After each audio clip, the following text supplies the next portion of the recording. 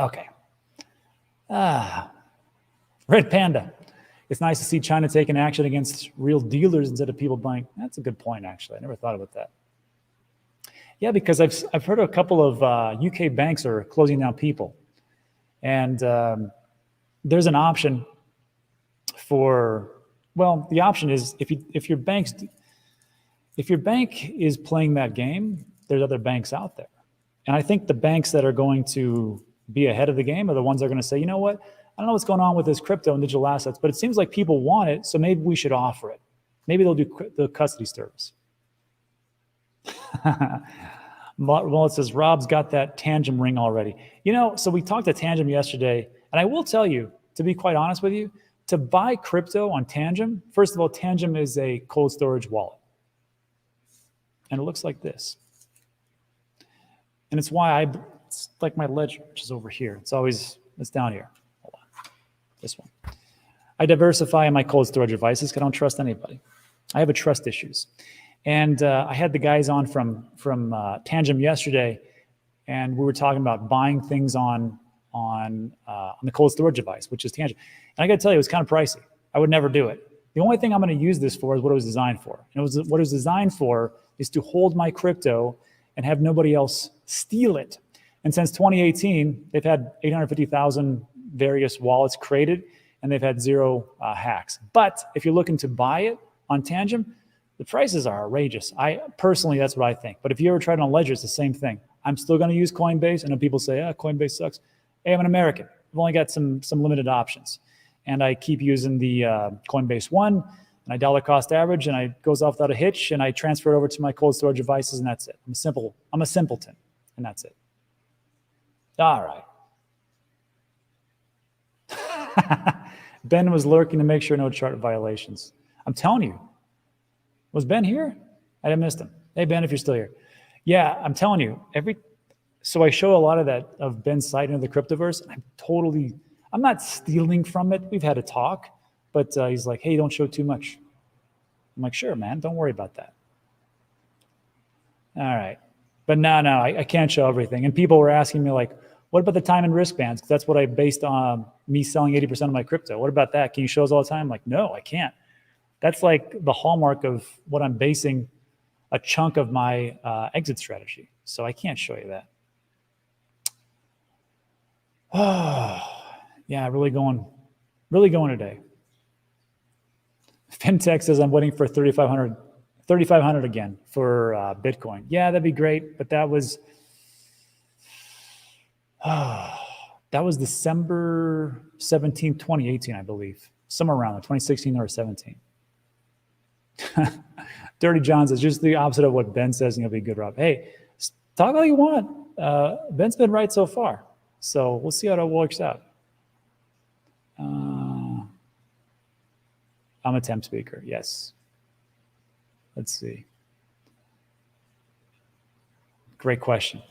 So Raman says, DeFi and NFT were the narrative in the last bull cycle. I believe in token, also metaverses were another one of those. I believe tokenization and platforms like Ripple that could be used to create CBDCs will drive the next bull. What's your thoughts? Yeah, and that's one of those things we got to take a look at. Now, correct me in the comment section, but as I understand it, Ripple is working with some certain banks to create a CBDC. Some people, let me verify that first, because I don't want to talk out of turn, because then you spread misinformation and people hate your guts. So as far as like the narrative, payments will be big. I think it's high time that we just accept the fact that Bitcoin's not a great peer-to-peer transaction process. Well, what about Lightning Network? Well, implement it. I know we're implementing in different places. I've used it before. Works great. The thing is, are a lot of these places that we go to integrating Lightning? And if it's not integrated, what am I going to do? So I can't use Bitcoin, especially in the height of a bull market. If I want to buy coffee, right, for $3-4 at Starbucks, and that is, don't make fun of me, but I only drink straight black coffee, nothing in it, and small. So like $3 or $4 is what it costs. So if I go to Starbucks and I want a $4 coffee, I can't use Bitcoin. I mean, the transaction fees are like, at that point, might be $5.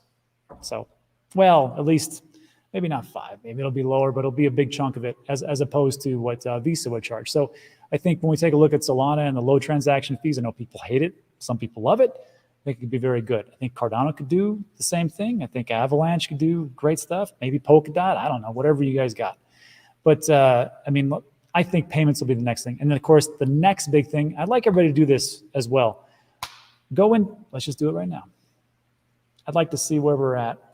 Because I believe the next big wave or the next big narrative is going to be Web3 gaming, because a lot of these things that actually good games are coming out that people want to play. They've created good games. They're playable. People like to play them. And then the Web3 aspect takes a back seat. That's the way to do things. And there's a good one called My Pet Hooligan, which is AAA ranked, AAA rated game. It's pretty good. It's out. You can play it for free. They have NFT aspects to it. And then there's one called, hold on, I got it on my phone. You can download it right now. It's from, come on, get out of there.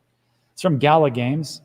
Oh yeah, Get Plucked, which is, if you remember Frogger, it's kind of like Frogger or Crossy Road. It's more like Crossy Road. But Get Plucked is a mobile game. And of course, it uses aspects of Web3 and crypto and digital assets. So let's take a look. See if I can find it. Categories. And again, CoinGecko.com. CoinMarketCap has the same thing. Let's take a look at the category of gaming. Well, ICP gaming, I guess. I don't know. Immutable X in 24 hours is down 0.8, but it's not bad. 0.9% for 7 days. Oh, look at Gala. It's pretty good. It's up 16, almost 17%. Now, I believe that the next biggest one would be Solana. I think Solana in the last 7 days is up 20%, so not too bad. ApeCoin, I actually used that for Rec League. I actually had to use it, so I guess it's there. Wax, Magic. Ronin, up 0.3. Oh, look at that. I didn't do this, but I'm just saying Sweat Economy is up 16% in the last 7 days. Wow, holy smokes. Veracity, I don't even know what that is. 73%. My Neighbor Alice, that's a game. Ultra, 2%. Nakamoto Games, up 25. Jeez Louise, 25%. Man, YGG, up 18% at 1.7. Avagachi, 2. And some other Guild of Guardians. So yeah, just take a look at that. I think that game is going to be the next thing, the next actual use case. I could be wrong, but I'm wrong a lot, so it's okay. Well, I did some things right. All right. If you don't have trust issues, you haven't been in crypto long. Very true. Red Panda says Ben was here because he saw yesterday's show asking David about Bitcoin dominance, perhaps. I'm going to do a video. It'll be called Matic Dominance. See how that works out.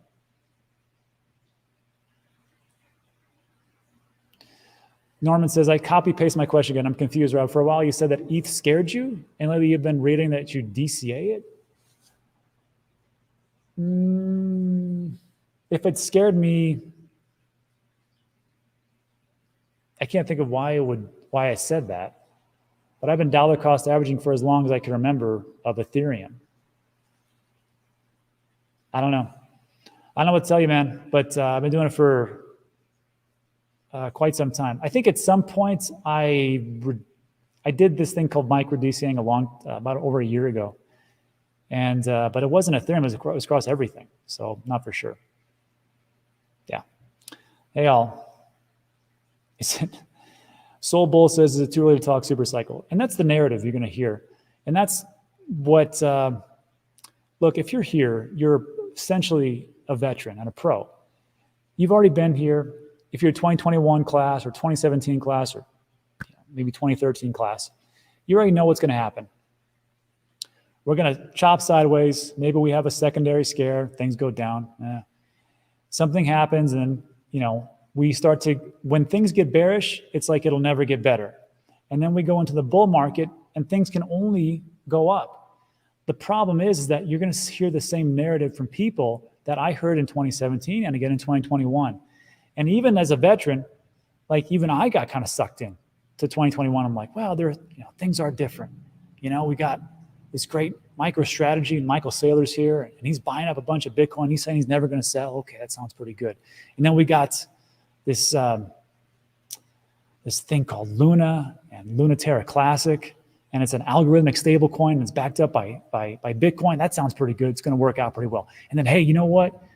We don't have the Mt. Goxes because we have these centralized exchanges. They're very safe. They're not going to get hacked. And of course, even Voyager is a broker of multiple exchanges. And of course, that can't go down. It's like the hotels.com. And I got sucked in. And what happened? Well, Michael Saylor's still going strong. But of course, we know what happened with Luna. We know what happened with those 4 different exchanges that we talked about. And we know what talked about the rug pulls and the problems and the hacks. It always repeats. There's going to be some problems coming up, and it's up to you to decide when you have to get out. I have a link in the description for when I'm going to sell 80% of my crypto, but just be aware that in 2017, same kind of narrative. It can only go up. It's going to be awesome. And it's because of this, and community and blah. 2021, the same thing. It can only go up, But at some point, the bear market catches up with everybody because the tech has to catch up with what people's promises actually are. So just remember that. All right. Tesla, hope all is well. Rusty Bot is here. If and when the yield curve goes back to normal and all stocks crash, and look in all currencies and see how much they debase again, the money it'd be smart to put some money in Bitcoin for investors. So that's the thing. And if you take a look at it, as far as like the correlation between the entire crypto market, you can take a look at Bitcoin, correlation between that and traditional markets, S&P 500 and NASDAQ, it does line up, but not all the time. And I think, I showed this yesterday, and I'm going to show it again because I think it's that important.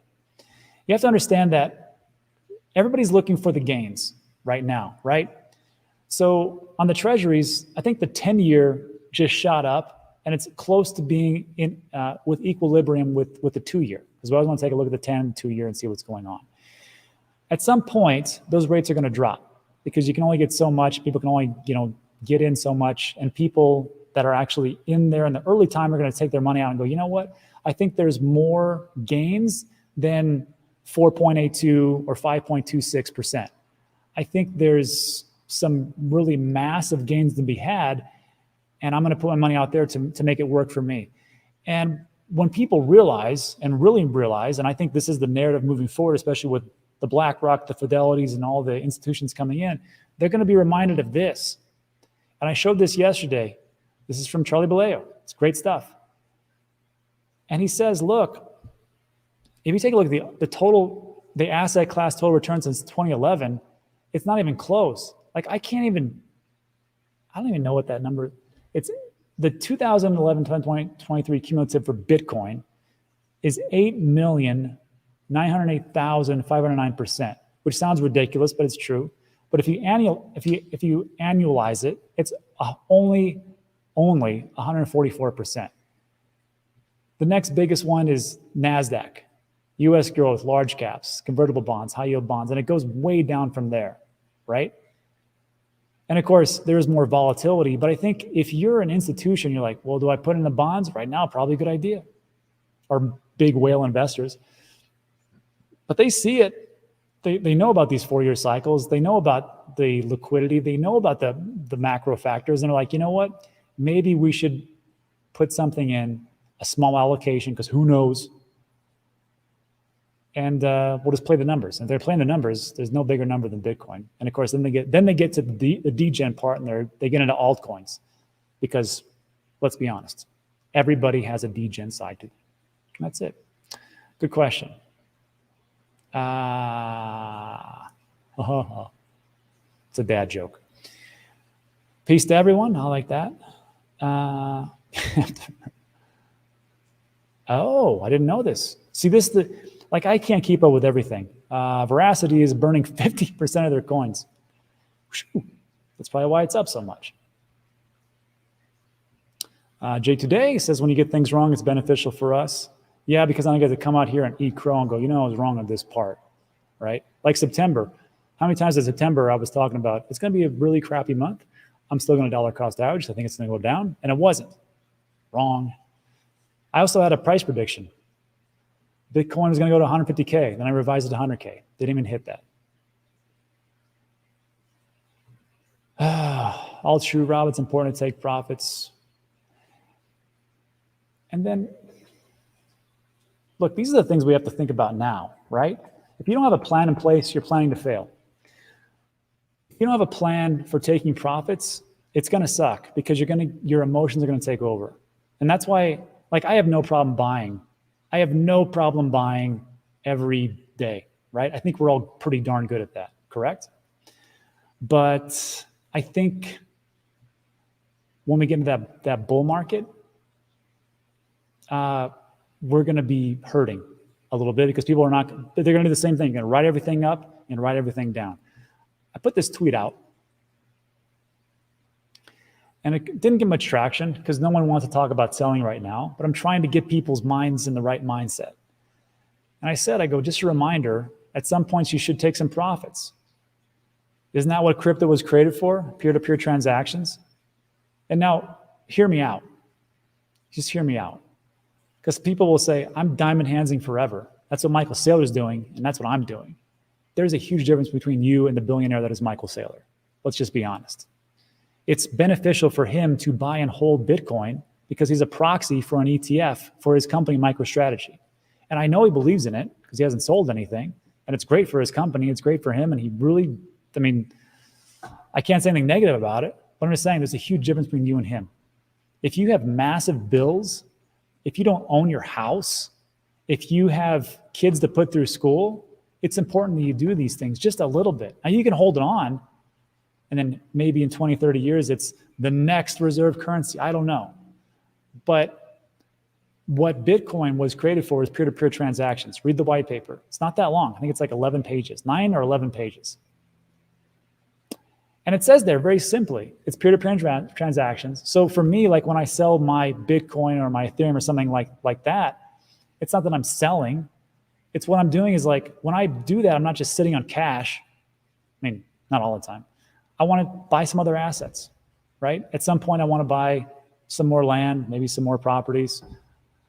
I need some upgrades for my business. And of course, also the properties. So when I'm trying to pay people, I'm like, hey, do you take Bitcoin? Do you take Ethereum? You don't? Okay. Well, I just need to transfer it into whatever, and I said here, I'll convert it to whatever fantasy paper money you want so I can make the transaction for the goods or services or assets. So I think it's just like people say, I'll never sell. But just think about that. That's what it was created for. It was created for you to enrich your life. That's what I'm trying to say.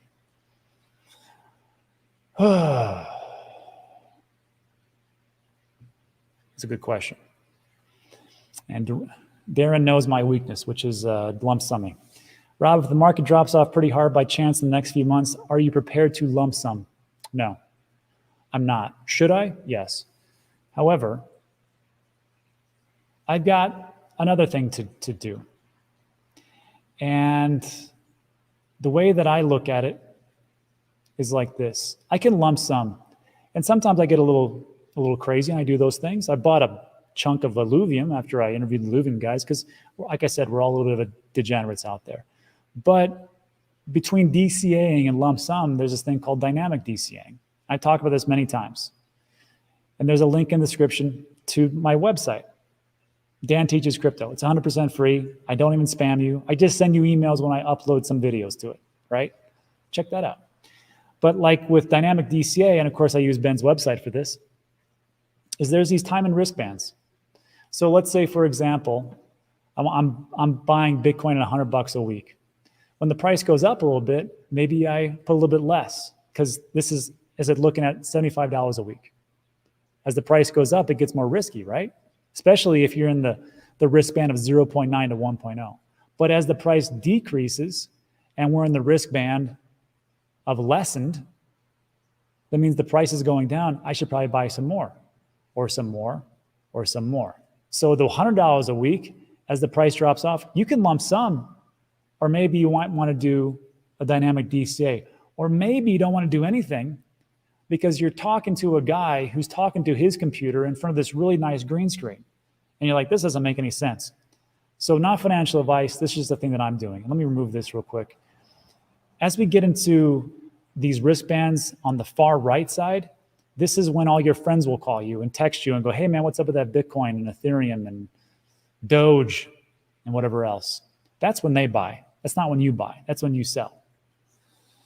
But again, you can do what you want. So that's what I'll be doing. Great question.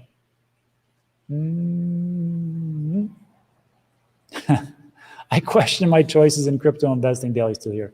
Yeah, you know, if we just would have had a crystal ball and just invested, you know, at the very bottom and taken all our money and just go lump sum, and right there, I've been great. It just doesn't work like that. And right now, just so everybody knows, I've been dollar cost averaging since 2022. Not a great idea. Actually, I'm going to show you something. So this spreadsheet did an all-time high. There was a couple one. I want to show you Chainlink and Uniswap. That's not right.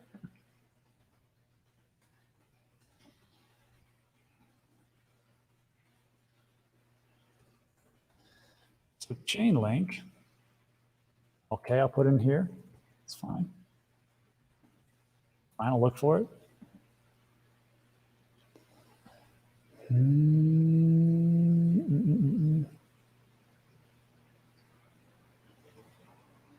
Ton, Polygon.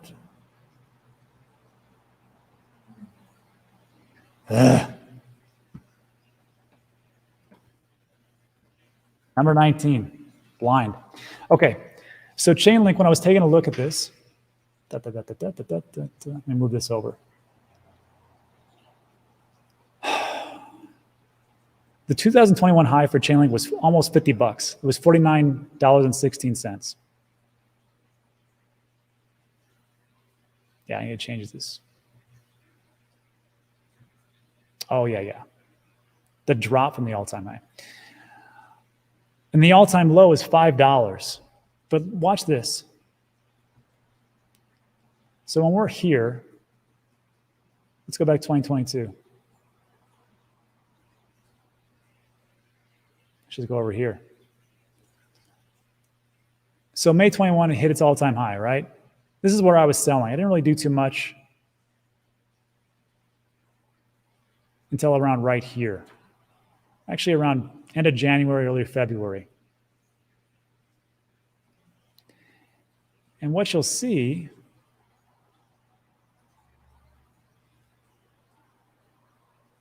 oops, let me keep going. What you'll see is that, yeah, it sucks when you're dollar cost averaging. I mean, let's do logarithmically. It looks a little bit better because these are all percentages. If you're looking at linear, it's just straight up price, but it depends on how squished it actually is. Logarithmic is an actual percentage from the different price points. So if you're dollar cost averaging here, $14, and it goes up, you're like, hey, I'm a genius. It's 17 bucks. But then over time, it just goes here. And it's at $7.30. And you're just kind of dollar cost averaging in this really crazy sideways action range. And I know people will say, well, you know, should I be doing this? Wouldn't it be great if I can just pick the absolute bottom point? You can try that, but it doesn't work out for me. And it feels like sometimes you're just throwing sand in the ocean. But I did the exact same thing over here. And it worked out pretty well. 44 cents and 36 cents and 33 cents and 24 cents. Again, it was the same thing. I was like, man, I'm throwing sand in the ocean. It sucks. But this is where it all pays off when you get over here. Well, not even over here. When you get over here, I mean, you sell a little bit here. I screwed that up. But you come over here, it's 50 some dollars. That's the whole point. But this isn't for everybody, because some people will say, you know, this is too much for me, and you shouldn't. You should only invest more than you can afford to lose. And that's why I say it's all gone. Those are my rules underneath me. Everything's a scam until proven otherwise. Don't leave anything on exchanges. Put them on your TANGEM or your Ledger or your LPAL or whatever. Don't use leverage and take profits. Those are the rules. And those are the rules that have worked so far for me. So, yeah. That's it. But to be fair, I am down since investing in 2022. That's just the truth. I have the feeling that all these Web3 games will take the money from people. They're just L2 on blockchains like Solana. Yeah, you know what? It's the same thing as like a lot of these Web3 games are just going to take money from people. However, if you think about it, if you like to play games, then you get to play a game. And maybe you get an NFT and you're like, well, that's cool, but maybe I like to play games. Like me, I play games on my phone just to kill some time. Not a big deal. I think it's a little bit different, but you're right. There's going to be some scams. It's going to be that way. This is the problem with investing. And this is why I diversify a little bit, because you're going to lose on some of these. That's just how it goes. So, but again, I think there's actually utility for Web3 gaming. Nuno says, yes, altcoins are the crypto casino. And that's why people like to gamble.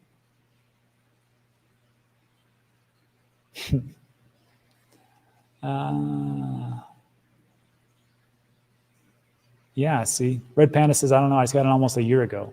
It's my first real cycle. I'm going to do this video. It's called The Art of Dumping. I know, maybe I'll work on a title. But it's actually The Art of Dumping, How to Take Profits, or Taking Profits.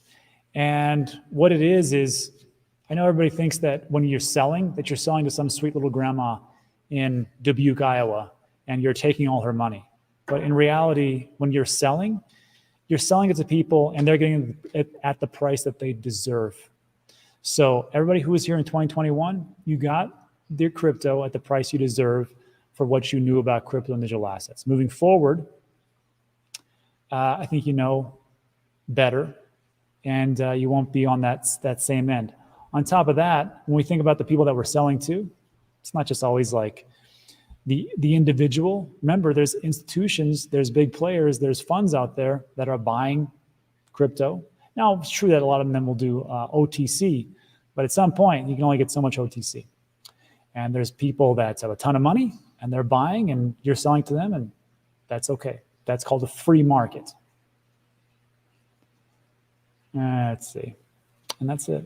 All right, everybody. So we're coming up on 52 minutes. As a reminder, we'll be over with Randy from Miss Teen Crypto. She's got maybe I'm going to try to convince her to change her name to Miss 20 Crypto. But we'll be doing some Q&A, and we'll talk about everything that she wants to talk about, and the link is in the description. So meet me over there. We'll continue the conversation, and that's it. So like and subscribe on your way out. Thanks so much for stopping by. I appreciate you. And tomorrow, NFA Live with Ben from Into the Cryptoverse and Guy from Coin Bureau will be on this. I'm pretty sure we're on my channel tomorrow. Pretty sure. And a little bit of a different format, and I'll tell everybody about that later. So everybody, thanks so much. See you in the next one. Adios.